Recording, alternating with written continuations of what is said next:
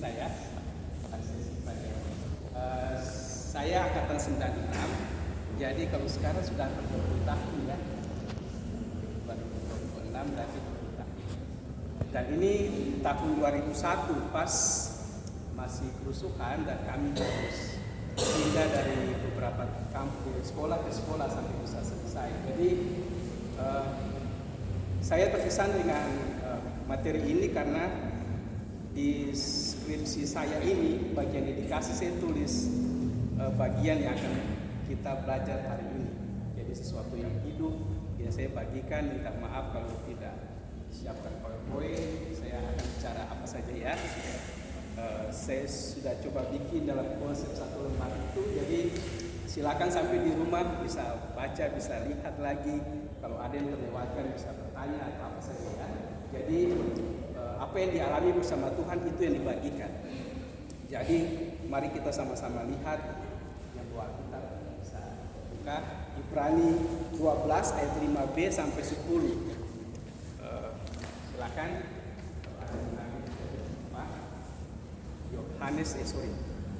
Ibrani 12 ayat 5b sampai 10. Ini bagian terakhir yang saya tulis di bagian itu, tapi saya angkat ini jadi yang pertama supaya kita akan belajar secara keseluruhan ya. Kalau sudah dapat, mari kita baca bersama-sama. Ibrani 12 ayat 5b sampai 10. Mulai dari hai anak itu ya. Sudah dapat semua ya? Oke, kita baca bersama-sama. 1, 2, 3. Hai anakku, janganlah berpendek dengan Tuhan, dan janganlah putus asa apabila engkau diperingatkannya. Karena Tuhan mengajar orang yang mengasihinya, dan Dia menyiksa orang yang diakuinya sebagai anak. Jika kamu harus menanggung ganjaran, Allah memperlakukan kamu seperti anak. Di manakah terdapat anak yang tidak diajar oleh ayahnya? Tetapi jika kamu bebas dari ganjaran, atau berita setiap orang, maka kamu bukanlah anak, tetapi anak-anak Bapa. Selanjutnya dari ayat-ayat selanjutnya kita perlu ganjaran dan mereka kita mengerti. Kalau demikian, belajarlah harus berharap kepada Bapa secara roh, supaya kita boleh hidup. Sebab mereka yang mendidik kita dalam waktu yang pendek, sesuai dengan apa yang mereka baik. Tetapi Dia mengajar kita untuk kebaikan kita, supaya kita dapat berbahagia dalam saya. Baik, terima kasih. Perhatikan ayat ini. Ayat ini berkesan karena saya dibesarkan di keluarga yang agak keras ya. Biasanya orang tua dulu kalau guru itu kan didikannya itu keras, kalau salah dipukul, dihajar, dan apa saja. Sebenarnya sasarannya supaya kita bisa belajar sungguh-sungguh dan jadi orang, itu istilah orang tua. Jadi mereka tidak mau kita jadi anak-anak yang gampangan. Jadi kalau salah dihajar, salah dipukul, salah diingatkan, pokoknya semua hal yang mereka bisa mereka lakukan. Coba saudara-saudara pikirkan dan ingat bahwa bagaimana kita masing-masing dibesarkan. Latar belakang kita kan beda-beda. Ada yang keluarga yang demokrasi, bisa berdiskusi, bisa komunikasi. Tapi ada juga yang kalau salah langsung dihajar, dipukul, macam-macam.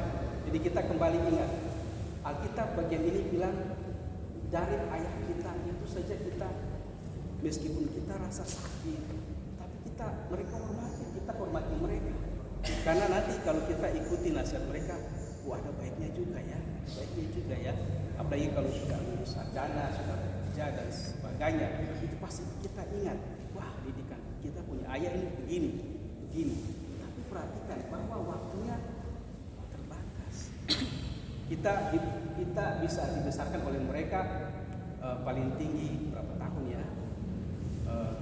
SD, SMP, SMA, kuliah itu sekitar 21 tahun lah paling cepat ya. Atau rata-rata yang sudah sarjana itu paling muda berapa tahun ya? 20 ya sekitar begitu ya, 20-21 tahun, 2 tahun. Itu sudah, setelah itu mereka kasih kita CV, tanggung jawab sebagian, katanya sudah lepas. Ya. Apalagi kalau sudah berumah tangga, berarti kita bisa mengatur waktu itu sendiri. Selanjutnya kita masuk dalam kurikulum Allah.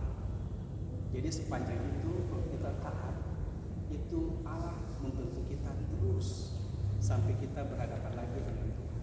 Ya. Saya mau menceritakan ini, itu yang besarnya. Jadi sudahlah kita lihat itu rangkaian besarnya. Tapi kita lihat teman-teman kuliah di kampus itu paling cepat. Kemarin saya dan istri diminta jadi orang tua asuh satu orang kakak. Dia Fakultas Pertanian di USU. Kami tidak tahu ternyata dia masuk cum laude. Jadi paling cepat dari semua mahasiswa 3 tahun 8 bulan. Ya, itu sangat cepat di Fakultas Pertanian. Mungkin ada juga yang bisa 3 tahun 6 bulan, saya tidak tahu fakultas lain. Saya sendiri 4 tahun ya. Teman-teman juga ada yang mungkin 3 tahun 10 bulan. Pasti itu jedahnya yang paling tinggi maksimal di kampus. Saya belum perkenalkan diri ya. Maaf, asik cerita. Saya dosen Fakultas Perikanan ya. Saya mengajar semua masuk perikanan karena saya mengajar mata kuliah dasar teologi tentang ikan-ikan. Bagaimana Tuhan menciptakan ikan, saya mengajar itu juga karena senior sudah pensiun dan saya harus melanjutkan bagian itu. Jadi semua masuk perikanan pasti kenal saya karena saya mengajar mata kuliah dasar itu. Nanti kalau sudah ke jurusan saya mengajar penangkapan. Jadi itu perkenalan saya punya 1 istri dan hanya 1, kemudian 2 anak ya, 1 kelas 6 SD, 1 kelas 2 SD. Hari ini jam yang sama seharusnya saya jemput, tapi karena saya banyak kebutuhan, istri yang jemput. Nanti setelah beberapa menit lagi mereka akan datang sama-sama menikmati firman Tuhan. Jadi saya mau bercerita bahwa waktu kuliah itu pendek. Saya dikasih tanggung jawab menggunakan waktu berlibur dengan benar. Betul ya, di flyer. Menggunakan waktu berlibur dengan benar. Saya melihat karena ada adik-adik yang baru, rasanya berlibur itu sangat sedikit ya. Jadi coba dibuka sedikit. Menggunakan waktu dengan benar. Jadi waktu itu bisa waktu sepanjang hidup yang tadi awal kita baca itu. Kemudian menggunakan waktu selama kuliah. Jadi entah 3 tahun 8 bulan, 4 tahun 2 bulan, sampai 7 tahun maksimal. Tidak bisa berarti bertahun, harus keluar.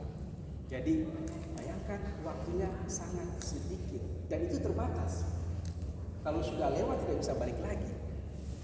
Jadi biasanya saya buat catatan kecil di saku, saya tulis jam 8 sampai jam 9 saya bikin apa, jam 9 sampai jam 10 saya bikin apa. Seterusnya saya catat dan saya waktu mau pulang saya cabut, saya belum bikin ini.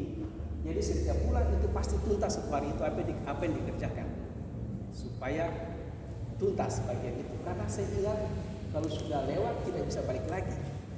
Bisa buat perencanaan ulang, bisa evaluasi perencanaan, tapi tidak akan bisa kembali lagi. Jadi coba kita manfaatkan kesempatan ini untuk membuka hati, menyerap Tuhan. Engkau mau bicara apa untuk kita masing-masing? Tuhan mau bicara apa? Kita harus tahu bahwa waktu itu terbatas. Kita bicara waktu kuliah dulu lah. Jadi saya start di sini ya adik-adik.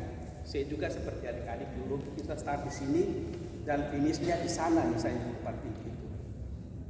Kita ukur 3 tahun 8 bulan misalnya paling cepat ya. 3 tahun 8 bulan. Saya mau mulai dari mana? Biasanya kuliah itu ya umumnya seperti saya juga masuk saja dan tidak tahu cara begini, ada tawaran begini sini lagi, tawaran sini lagi. Tapi kalau kita sudah tahu, kita punya arah 3 tahun 8 bulan. Apa yang harus kita lakukan? Ini yang akan kita belajar sama-sama. Ini menarik karena terbatas waktu itu. Kemarin waktu dibagikan waktu yudisium itu sekarang sudah masuk era global globalisasi, tapi paling kerennya itu akreditasi. Ya, jadi mahasiswa itu dituntut, lulusan itu dituntut 3 hal. Yang pertama, lulus tepat waktu. Makin cepat, kurang dari 4 tahun makin bagus. Akreditasi prodi pasti makin bagus. Yang kedua, IP-nya harus minimal 3,0. 3,5, 3,6, 3,7 salah satu ciri cum laude. Yang kedua, yang ketiga, selesai studi waktu tunggu cuma 6 bulan. Waktu tunggu 6 bulan harus dapat pekerjaan. Dapat pekerjaan, kasih informasi ke prodi, prodi catat kerja di mana, gajinya berapa. Gajinya itu juga menentukan akreditasi. Misalnya satu itu di situ saya tulis 1,2 UMR, upah minimum regional. Jadi misalnya Provinsi Maluku, saya tidak ingat 3.800 kan gitu, kapan itu jadi 1,2 kali UMR itu baru poinnya naik. Jadi kita misalnya dapat itu sebenarnya yang diharuskan, diwajibkan. Jadi bagaimana mahasiswa itu ditekan dalam waktu yang singkat, tepat waktu selesai, IP bagus, tapi lulus dapat kerja. Nah, di dunia kampus selama 15 tahun saya mengabdi sebagai dosen. Jadi 2001 saya selesai, kemudian bapak saya tanya, kau mau ikut perang, kau mau pergi sekolah? Bapak saya tidak mau perang, saya mau pergi sekolah, lanjut S2. Oh ya sudah, kalau itu kau pergi sekolah. Jadi setelah itu saya sempat kerja di swasta, farmasi, detailman untuk menjual obat ke dokter-dokter, promosikan obat ke dokter, sekolah perikanan kok jual obat gitu. Tapi Tuhan izinkan untuk bertahan hidup beberapa saat di sana sambil juga melakukan bagian seperti kakak-kakak sekarang, menolong yang lain, mahasiswa yang lain. Jadi sebentar, saya sudah sampai di mana tadi? Oke. Selanjutnya tahun 2007 saya datang cuti, 2008 saya diangkat sebagai dosen. Jadi sudah 15 tahun mengabdi. Saya melihat begini, ini fenomena yang saya melihat. Saya membimbing, saya menguji mahasiswa, dan saya melihat sasaran universitas untuk kasih menolong mahasiswa itu sebenarnya cuma 3 poin ini saja. Lulus tepat waktu, IPK-nya di atas 3, kalau 3,5 lebih bagus. Sebenarnya goalnya cuma itu. Dia mau kerja di mana atau itu terserah, sebenarnya itu kemampuan dia mencari pekerjaan. Tetapi sebenarnya itu goal sarjana biasa. Seperti bacaan kita tadi, kalau jadi anak-anak biasa, papa lihat salah, papa saya akan tegur. Tapi kalau mau jadi anak yang excellent, mau jadi anak yang baik, papa lihat salah, dipukul, dikasih contoh, dipukul begitu. Jadi ingat ya, bapak kita yang kita bilang jahat saja tahu memberikan sesuatu yang baik, tahu memikirkan, mendoakan, mencari sesuatu yang baik meskipun dengan susah payah, tapi dia berjuang. Papa mama itu berjuang. Kalau kita sekolah di sini, anak-anak lebih dari itu. Kalau kita dapat gelar ini, anak-anak lebih dari itu. Kalau kita bekerja di sini, anak-anak lebih dari itu. Saya yakin adik-adik punya orang tua punya harapan seperti itu. Demikian pun adik-adik juga ya. Sepakat ya? Oke. Saya melihat meskipun saya di sini, tetapi batasannya cuma di situ. Tetapi di dunia pekerjaan sebenarnya lebih dari itu.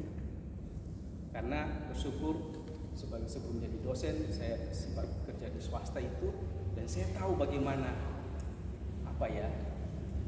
tidak mudah begitu. Jadi waktu sekarang, waktu saudara melamar bahwa itu, yang pertama mereka lihat ijazah, prodinya akreditasi apa, biasanya minimal B, itu sudah masuk.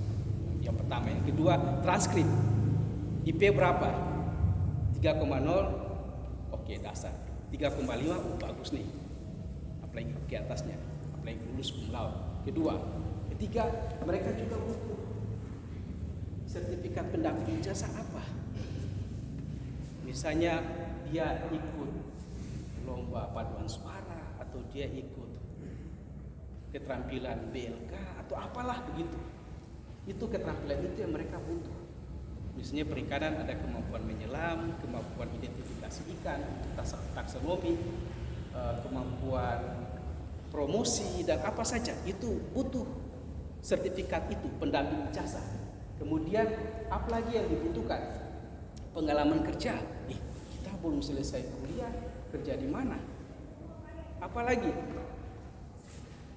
ada sesuatu yang dari dalam sebenarnya yang saya mau bagikan bahwa itu hampir tidak didapat di kampus.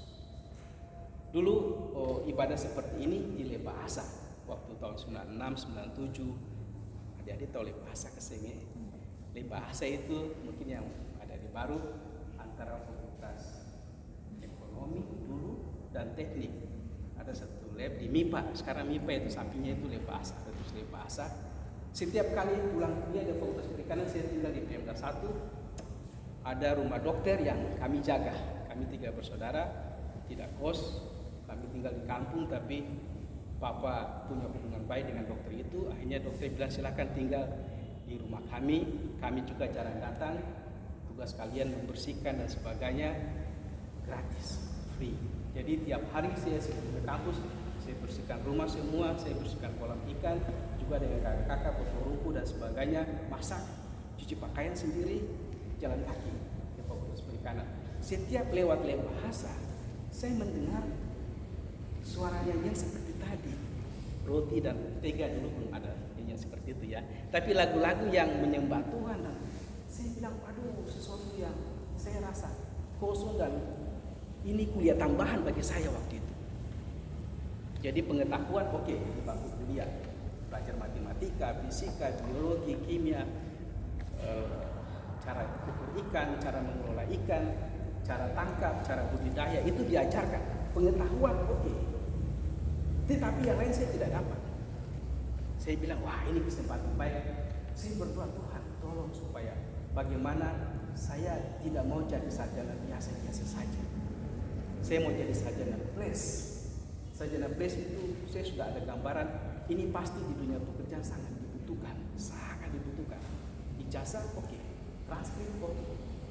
Tapi sesuatu yang dilihat dari dalam itu yang di dunia kerja butuh. Jadi tadi saya bilang ijazah itu cuma sebenarnya kertas saja. Tapi yang dari dalam ini saya dapat di tempat yang seperti ini. Saya berdoa Tuhan.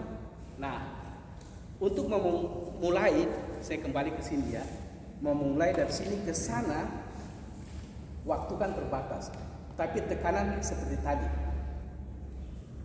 Cepat selesai, itu bagus, dapat kerja. Jadi saya harus memperlengkapi diri dengan sebaik mungkin. Saya berusaha dengan apa saja, tapi cuma cukup pengetahuan, tidak sampai di sini. Dan saya berdoa ke Tuhan, Tuhan, saya butuh Engkau. Saya butuh Engkau seperti Tuhan dan Juru Selamat. Nah, bulan Agustus seperti ini, adik-adik, hampir 20 tahun yang lalu ada retreat atau seperti ibadah seperti inilah. Kami mahasiswa baru dikumpulkan dan ada satu kakak membagikan pertama Yohanes Wahyu Wahyu 3 ayat 10 ya. Kita salah. Tolong satu orang baca Wahyu 3 ayat 20, maaf. Wahyu 3 ayat 20.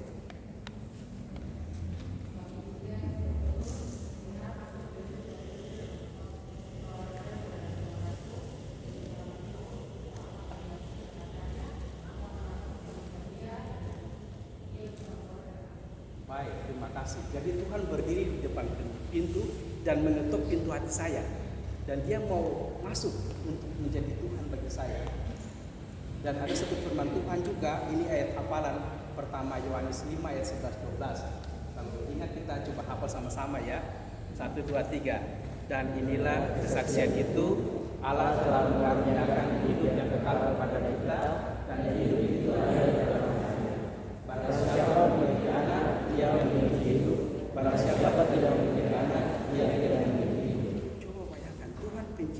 semesta ini, dia mau masuk merajai hidup saya. Dia mau masuk, mau kasih tunjuk jalan. Please, kau start dari sini, saya akan tuntun kamu. Bayangkan, saya tidak tahu arah nih, masih baru, saya tidak mengerti, tidak punya teman, tidak punya saudara. Tapi saya yakin, waktu saya membuka hati menerima dia sebagai Tuhan, dia masuk dan menjadi Raja dan Tuhan bagi saya. Dan saya rasa sesuatu yang susah tadi, dia menjadi gampang. Tidak pernah saya berpikir atau membayangkan jadi dosen seperti ini, tidak pernah. 2 semester saja dengan susah payah. Tapi waktu Tuhan masuk, saya punya harapan besar. Terima kasih Tuhan. Rasanya dunia ini saya punya, karena saya punya Tuhan yang mencipta langit dan bumi dan segala isinya, termasuk saya. Itu menjadi jaminan hati saya tenang. Terima kasih Tuhan, saya melangkah tidak salah lagi. Pertama, itu jadi dasar. Jadi kalau adik-adik belum punya Tuhan Yesus di hati, pastikan dulu saya harus punya Tuhan Yesus. Karena waktu sudah punya Tuhan Yesus, enak langkahnya. Ya, saya minta tolong kalau yang belum terima Tuhan Yesus, tolong pastikan itu. Ya, nanti kalau ditolong oleh kakak-kakak, Kak, bagaimana cara membuka hati menerima Kristus? Nanti tolong dibantu ya kakak-kakaknya untuk itu. Karena itu dasar sekali untuk bisa melangkah efisien dan benar seperti ini. Di luar itu bisa pengetahuan apa saja bisa melenceng dan bisa salah. Tapi kalau dasar ini kuat, fondasi ini kuat, saya jamin pasti akan capai semua target apa saja. Karena dia Bapa yang besar. Kak Thomas sedang proses, dia sudah bentuk sampai pengetahuan, keterampilan, hobi, mau jadi apa, kerja di mana, menikah dengan siapa, berapa anak, 10 langkah ke depan dia tahu. Bayangkan, itu dasar yang pertama. Pastikan, saya ingatkan kembali, pastikan bahwa Tuhan berdiri di muka pintu dan mengetuk. Tidak ada yang bisa kecuali kita buka pintu hati menerima dia sebagai Tuhan. Itu yang bisa paksa pintu kita untuk masuk, meskipun dia menciptakan kita. Tapi dia, kapan kau mengundang saya masuk? Di waktu dia minta masuk, buka hati lebar-lebar. Terima kasih Tuhan, saya orang berdosa, saya tidak layak. Cuma Engkau mati di kayu salib untuk dosa-dosa saya mau membuka hati menerima Engkau sebagai Tuhan dan Juru Selamat. Itu dasar, itu fondasi. Supaya menggunakan waktu dengan benar, itu dasarnya. Yang pertama. Yang kedua, adik-adik, saudara-saudara. Yang kedua itu, saya harus baca lagi, tapi saya ingat saja ya. Saya berdoa, Tuhan tolong, ada dalam Mazmur 90 ayat 12 kalau tidak salah. Minta tolong satu orang baca, laki-laki dengan suara keras. Mazmur 90 ayat 12. Nah, pria saja ya.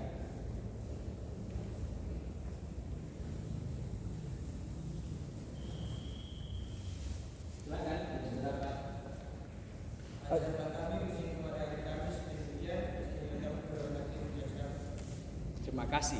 Perhatikan ayat ini baik-baik. Yang kedua, pemazmur dia minta hikmah dari Tuhan. Ajarlah kami menghitung hari-hari kami sedemikian sehingga kami memperoleh hati yang bijaksana. Jadi dia minta ke Tuhan, Tuhan ajari. Karena kita masuk di dunia ya, sebenarnya Alkitab bilang dunia ini sudah jahat, dunia ini penuh dengan dosa, dunia ini penuh dengan kejahatan. Tapi kalau Tuhan mengajar, ingat dasarnya tadi Tuhan di hati ya. Kemudian tiap hari hal kecil saja, saya bantu istri di dapur. Istri bilang, "Papa, tolong ke pasar dulu. Mau beli apa? Cili, tomat, apa?" Lebih dari 2 item saya bilang saya tidak ingat lagi, saya catat. Karena sudah tidak bisa ingat. Tapi kalau catat saya pasti akan ingat, biar 10 item saya ingat. Kemudian kalau saya ke dapur mau ambil korek api, tapi saya bingung mau ambil apa ya. Saya berdoa, Tuhan kasih hikmat. Oh ya, korek api begitu. Tiba-tiba Tuhan kasih ingat. Kalau umur sekarang mungkin masih fresh, tapi kalau bertambah usia pasti sudah mulai lupa-lupa sedikit. Apalagi sudah dipikirkan banyak. Jadi yang kedua, minta hikmah dari Tuhan. Tuhan akan kasih tahu. Yang kedua, yang ketiga, saya berdoa, Tuhan, kalau Engkau izinkan, kasih saya seorang bapak rohani, kakak asuh, kakak mentor, yang juga dewasa dalam Tuhan, yang juga punya Kristus, yang punya karakter Kristus. Dan Tuhan jawab. Tuhan mempertemukan seperti begini, saya ikut ibadah seperti begini. Setelah ibadah, Pak Uti mengarahkan ke satu kakak yang sekarang jadi dekan di Universitas Musamus. Dan sekarang beliau lagi ambil S3 di Universitas Diponegoro, Semarang. Jadi dengan kakak ini saya ditolong, didampingi, berjalan bersama-sama. Saya berjalan, kakak juga berjalan. Saya berjalan, saya juga berjalan. Sampai pada banyak titik, karena saya semangat untuk belajar firman Tuhan, ada satu kisah yang menarik. Saya bertumbuh di pelayanan A dan pelayanan B. Coba bayangkan, sama-sama bertumbuh. Sampai buku 5 ini sudah hampir belajar yang paling tinggi. Dan ditolong supaya pilih salah satu. Dikasih ilustrasi begini. Ada satu tanaman ditanam di 2 pot. Hari ini tanam di sini, besok cabut tanam di sini, besok cabut tanam di sana, besok cabut tanam di sana. Dan ada satu tanaman lain ditanam cuma di 1 pot. Dikasih pupuk, dikasih tanah, dikasih air. Menurut kalian mana yang paling subur? Tanaman satu yang dipindah-pindah pot atau hanya satu sendiri di pot yang besar yang bagus? Satu sendiri di pot yang besar. Dan mata saya terbuka. Saya melihat saya harus ambil keputusan. Saya belum puas juga. Kakak saya bilang, kalau belum puas, tulis untung rugi. Koko di pelayanan A, untungnya apa? Saya tulis. Ruginya apa? Saya tulis. Koko di pelayanan B, untungnya apa? Ruginya apa? Saya tulis. Saya berdoa. Ternyata ini untungnya lebih banyak. Ini ruginya sedikit. Sebaliknya, ini untungnya sedikit, ruginya banyak. Saya akhirnya memilih yang sini. Yang untungnya banyak, ruginya sedikit. Dan sampai sekarang seperti ini. Jadi itu salah satu contoh kakak itu mendampingi. Apa saja dia ceritakan.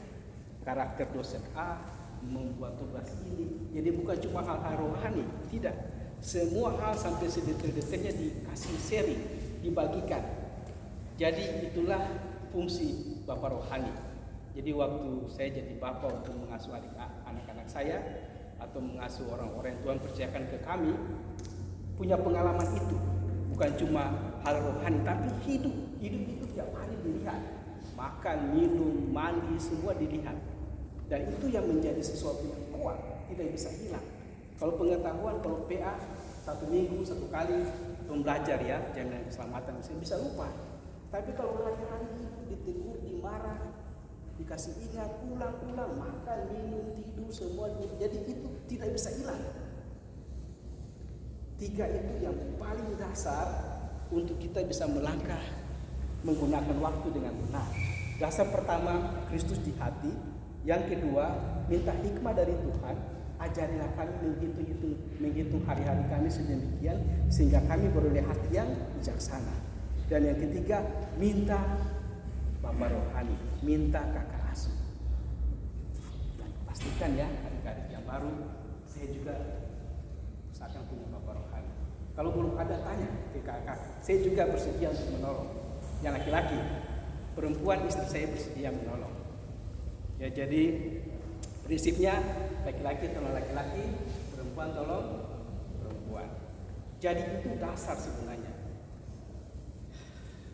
Sampai di sini ada pertanyaan kah? Dia sudah baca semua, dapat ini? Ada yang belum dapat? Ini ada kelebihan. Tapi satu saja ini yang saya punya.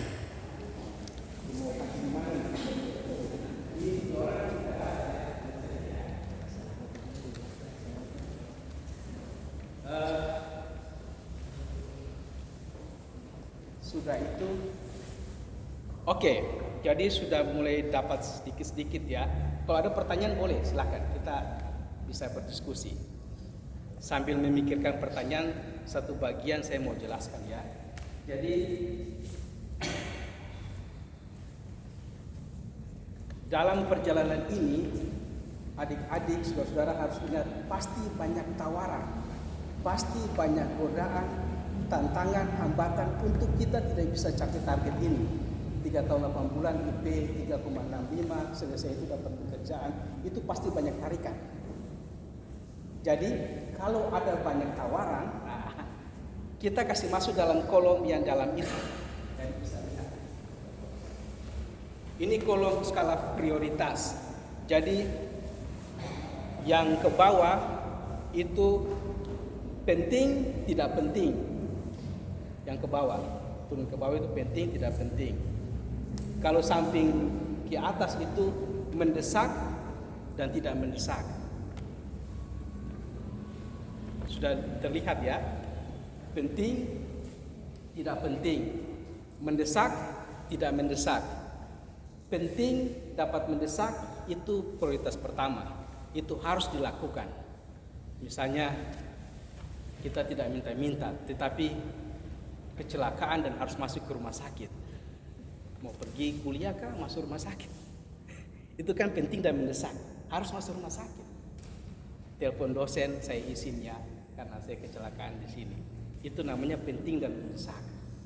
Itu masuk skala pertama, prioritas pertama. Harus dilakukan segera. Yang kedua, sebelah sini, penting tapi tidak mendesak. Penting tapi tidak mendesak ini, sebelum itu, penting dan mendesak itu seperti apa ya?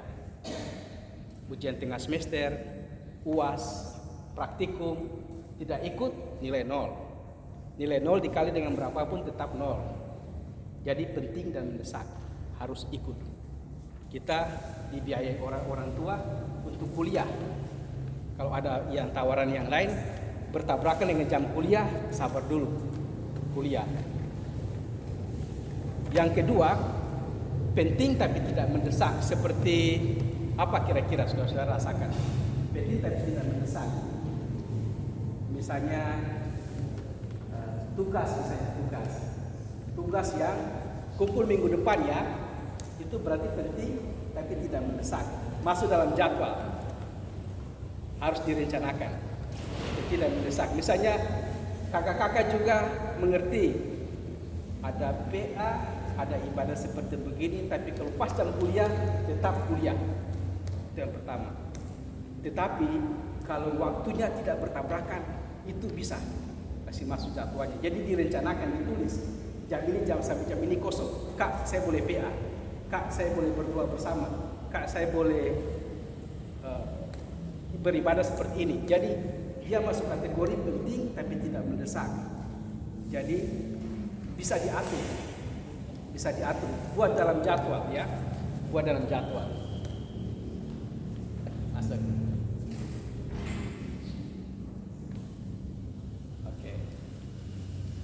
Paham ya? Penting, mendesak. Penting, tidak mendesak. Penting, tidak mendesak masuk skala prioritas kedua. Yang ketiga, tidak penting tapi mendesak. Itu seperti apa ya? Tidak penting tapi mendesak. Ya? Seperti apa? Tidak apa-apa. Saya juga berpikir itu seperti apa ya? Misalnya kita apa ya, penting tapi tidak mendesak. Ada yang mau kasih contoh? Ya, suara besar saja tidak apa-apa. Nongkrong, teman-teman ajak nongkrong. Tidak penting tapi mendesak. Oke lah, untuk yang tahu sekarang ya, teman-teman ajak nongkrong. Apalagi kira-kira yang kalian tahu tidak penting tapi mendesak. Ih, campur desak saya begitu. Kan pasti ada ya. Kok ini kayak desak saya terus sih? Kasih penting saja begitu. Seperti apa? Tidak apa-apa, tidak usah takut, kita berdiskusi. Tadi ada yang bilang teman ajak nongkrong, oh itu tidak penting, tapi kok didesak terus.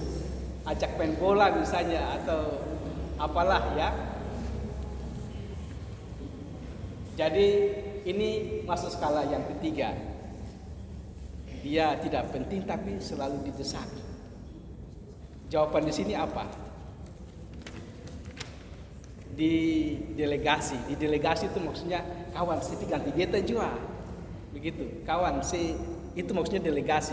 Delegasi itu kalau beta sih bisa, beta mama datang, kan saya bisa tuh mendesak pada teman-teman mau bikin apakah gitu, kawan si ganti jual CV. Itu jadi namanya delegasi. Jadi itu pendelegasian, itu skala prioritas yang ketiga. Tidak penting tapi mendesak, selalu didesak. Ya. Kalau diperhadapkan dengan penting mendesak, semua ditinggalkan. Kalau diperhadapkan dengan penting tapi tidak mendesak, itu masuk perencanaan, harus diselesaikan. Kalau tugas dosen bilang 2 minggu tidak kumpul, tetap tidak dapat nilai.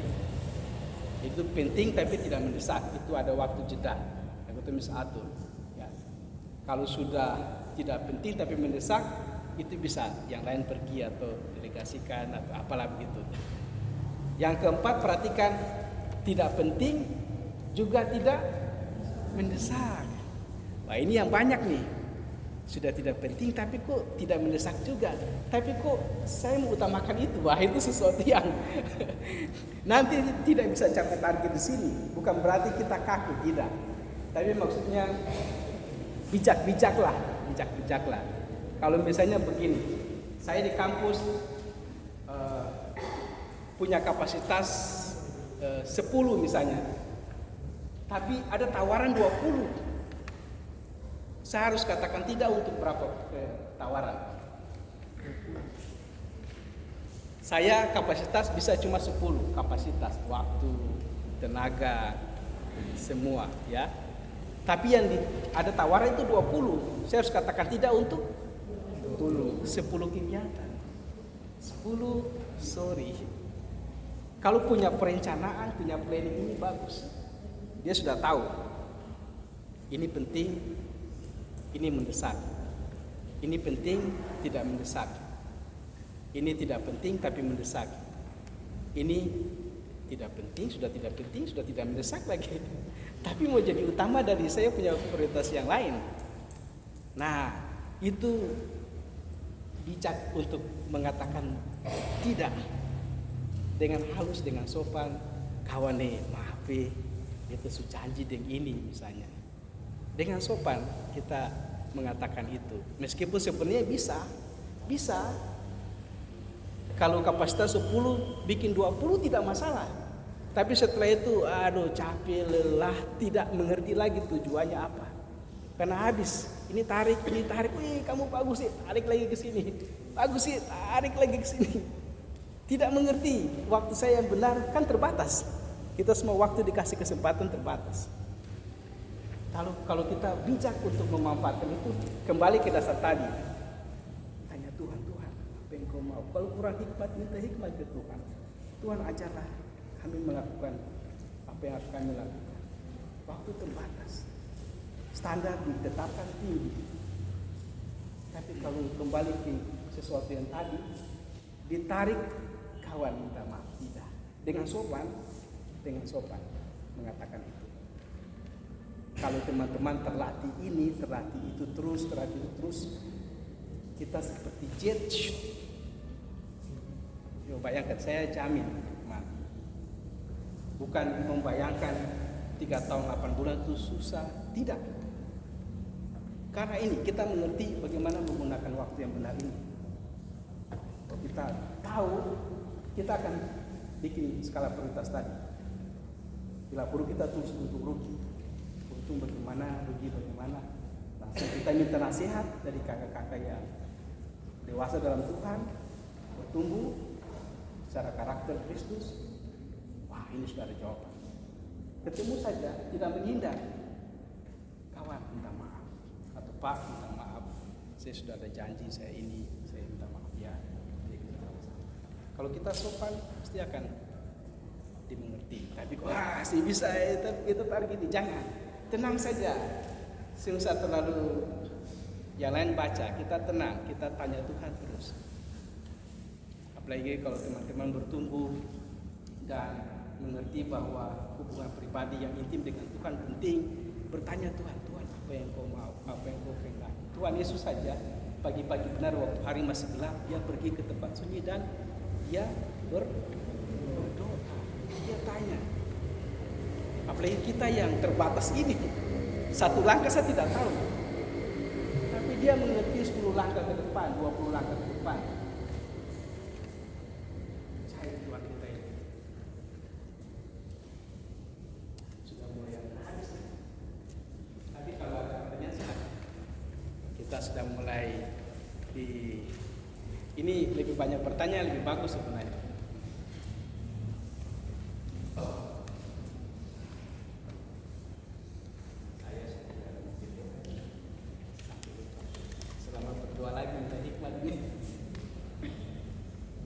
Oke, ada pertanyaan terkait, ya silakan memperkenalkan nama, tidak apa-apa, santai saja, berdiri, ya.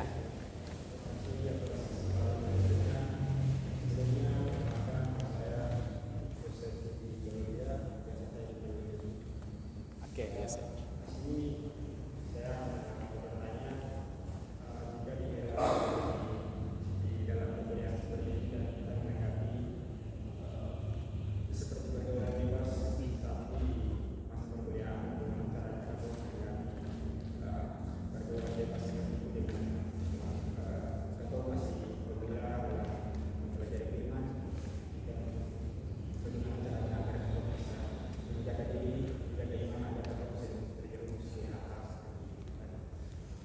Baik, pertanyaannya cukup ini sampai saya keringat sedikit ya.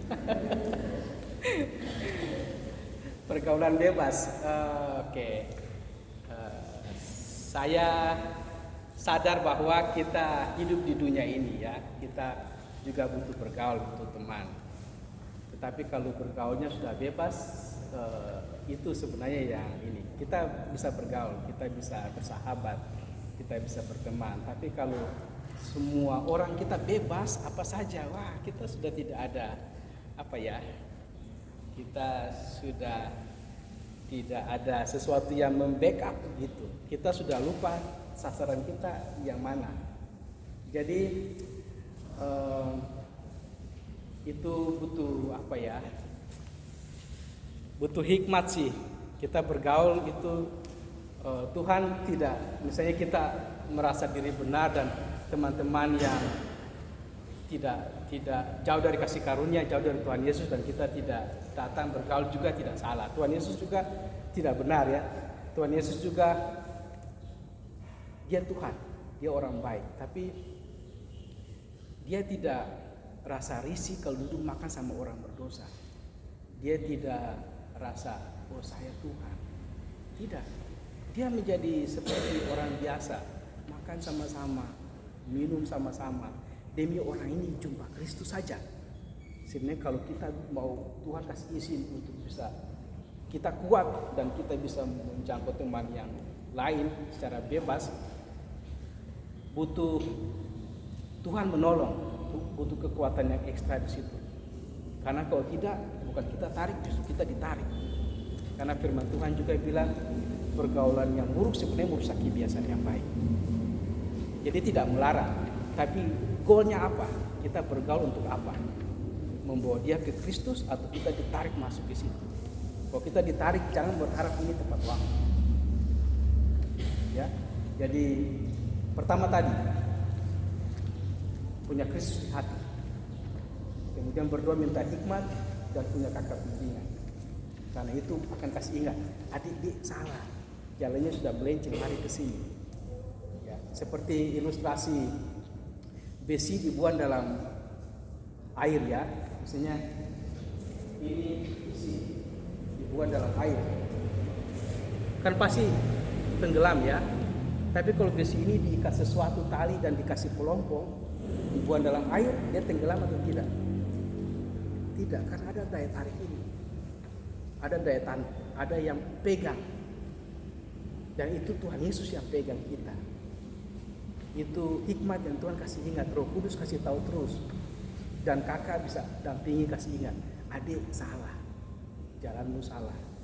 Itu niatmu baik tapi ini sudah melenceng jauh sekali. Kita tidak bisa melihat bahwa kita sudah melenceng, tapi orang lain yang Tuhan percayakan dia bertanggung jawab. Dia mendoakan dan dia akan mengarahkan. Dek, salah dek, mari. Kalau bisa katakan tidak atau lepaskan, sudah masuk prioritas yang keempat. Ya, jadi mungkin itu bisa menolongnya Yosef ya. Oke, baik. Ada lagi yang mau bertanya, silakan. Silakan.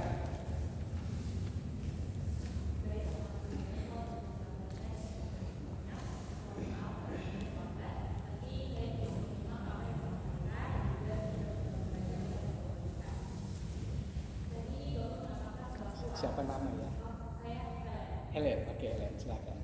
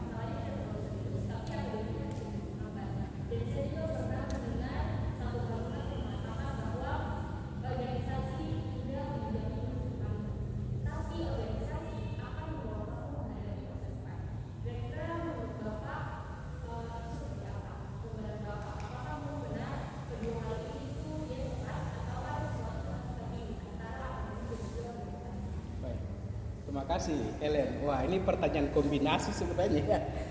Jadi pengetahuan, iman, karakter. Ada contoh yang seorang terlambat secara akademik, tapi organisasinya sana sini, akhirnya dia bisa bicara depan umum, dia bisa mengkoordinir organisasi yang baik, dia punya kemampuan itu. Setelah lulus 7 tahun tapi jadi caleg, jadi lolos, misalnya begitu ya, Helen ya. Helen setuju yang mana kira-kira? Oke. Jadi begini adik-adik, kombinasi itu penting. Tapi ingat waktu kita terbatas. Sebenarnya kalau 7 tahun itu sudah eleran apa? Saya waktu menguji mahasiswa, kalau sudah 7 tahun itu tanya ini jawabnya sana. Jadi hanya kita paham bahwa ini orang bilang kayak cuci gudang lah begitu. Jadi sayang sekali itu kemampuannya sudah turun jauh sekali ya. Meskipun kemampuan lainnya cukup tinggi tapi sebenarnya akademik dan itu nilai-nilai itu turun sekali, jauh sekali. Jadi saya saran mahasiswa sarjana plus itu sebenarnya kombinasi antara pengetahuan, iman dan karakter. Jadi tidak kuat salah satu, lemah banyak, tidak. Sebaiknya dia pengetahuannya kalau ditarik garis. Ada satu buku yang saya baca, margin, semuanya bertumbuh, pengetahuannya bertumbuh meskipun tidak maksimal seperti orang yang fokus cuma tiap hari baca belajar, tidak. Misalnya orang yang fokus itu 100 atau 90, tapi ini dia mungkin 80, sudah standar, sudah lewat standar ya. Kemudian imannya yang ini yang suka belajar itu mungkin imannya cuma 10, tapi orang yang tadi itu 70 misalnya. Karakternya yang pengetahuan itu tadi, tapi karakternya mungkin 5. Dia suka nyontek dan sebagainya. Dan yang ini dia tetap stabil. Misalnya dia 80, dia 70, dia 85. Secara keseluruhan dia kombinasinya lolos. Dan ini yang dunia pekerjaan butuh. Bagaimana dia bisa mengkombinasikan pengetahuan, iman dan karakter itu. Itu yang mahal di dunia pekerjaan itu. Yang paling penting itu juragan bos kita percaya tidak? Seperti Yusuf. Akhirnya pengakuan dia sangat setia pakai orang ini. Sampai mengakui itu. Dalam sisi apa integritasnya terbukti, teruji. Bukan cuma pengetahuan, jadi unggulnya itu semuanya seimbang. pengetahuannya unggul, imannya unggul, karakternya apalagi. Ini yang membuat seseorang bertahan di dunia pekerjaan, di tekanan dunia yang jahat dan penuh dosa ini. Ya. Tapi dasarnya tadi, punya Kristus di hati, berdoa minta hikmat, Mazmur 90 ayat 12 tadi, kemudian berdoa untuk kakak pembimbing, itu bisa mengarahkan itu. Mungkin itu bisa menolongnya Helen ya. Jadi Helen harus, ternyata tidak cukup kalau cuma ini, harus seimbang. Pengetahuan, iman, karakter sama-sama bertumbuh. Dan itu kualitas yang ekselen, sarjana yang plus tadi. Bukan cuma biasa-biasa saja. Oke, ininya tinggi tapi sebenarnya ompong di banyak sisi. Ya. Disinilah tempat yang baik untuk bisa iman dan karakter itu dibentuk. Kakak-kakak siap menolong atau teman-teman yang sama-sama bertumbuh akan terus kasih ingat. Firman Tuhan bilang besi menajamkan besi, orang menajamkan sesama. Konflik, ada salah paham, tapi untuk tajam, untuk sesuatu yang tajam, untuk tujuan yang kekal, untuk sesuatu yang menuju kekekalan. Terima kasih Helen. Silakan, ada lagi yang mau bertanya? Silakan berdiri, memperkenalkan nama.